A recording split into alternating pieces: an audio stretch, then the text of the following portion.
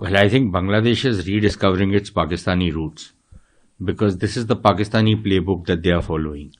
So, quite clearly, the regime in Bangladesh, which is an illegal, illegitimate regime, unelected, uh, that is now totally in the Pakistani pocket. It's quite clear that that is what is happening.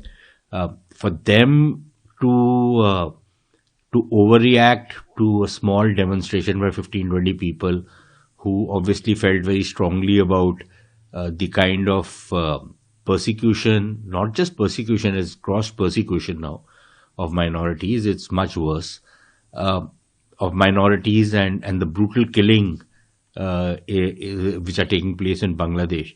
For them to overreact to a bunch of 15, 20 people with some posters shouting some slogans and act as though some kind of an invasion of the High Commission has taken place. It's utterly ridiculous. It's absurd, this kind of an overreaction, but to be expected because absurdity in Pakistan is the same thing, and Bangladesh now rediscovering its East Pakistan roots is towing that line. So it's quite clear that is what is happening. There are also very disturbing reports coming in of, for example, some people are claiming that there are people from the Pakistani establishment who are sitting in government offices in Bangladesh and directing them what they should do and not do. There are reports coming of Pakistan and Bangladesh trying to enter into some kind of a defense deal, which means that there could soon be Pakistani boots on ground or some other kind of assistance being given to Bangladesh, and Bangladesh becomes an outpost to attack India. And if that was to happen, then all bets are off. It will be a classic case of Bangladesh cutting its, not just its nose, but its neck, and two of its necks to spite India's face. And it's not going to go down well for what uh, some elements in Bangladesh are trying to do.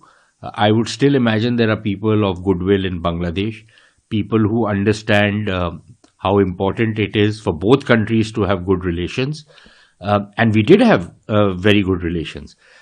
In fact, the irony is that many of the people who are blaming us for supporting Sheikh Hasina also accuse us of interfering in their country. So try to understand. At one level, they say that you supported Sheikh Hasina. Why did you not pull out your support from her, interfere in our internal affairs, destabilize the government so that Sheikh Hasina could not stay in power? And then these are the same people who say that why did you interfere in Bangladesh? Now make up your mind. Now again, like I said, this is the Pakistani mindset. That you cannot add two and two because every time you try and do it, you either make it three or five. You cannot do basic simple mathematics. Simple logic fails these people. So I think that is where we are at. It's not a very happy situation to have this kind of an atmosphere in a neighboring country, but it is what it is. So I think India will need to start rethinking how it plans to deal with Bangladesh. A lot of people consider what India is doing or not doing as strategic restraint. But I sometimes wonder whether it's restraint or it's strategic paralysis. And I think we need to do certain things, and it should serve as a lesson for India, even for other countries in the neighborhood and the extended neighborhood and rest of the world. That this notion that we have that we will be living in peace with a particular country for all times to come, I think it's a fallacious notion. It needs to be relooked.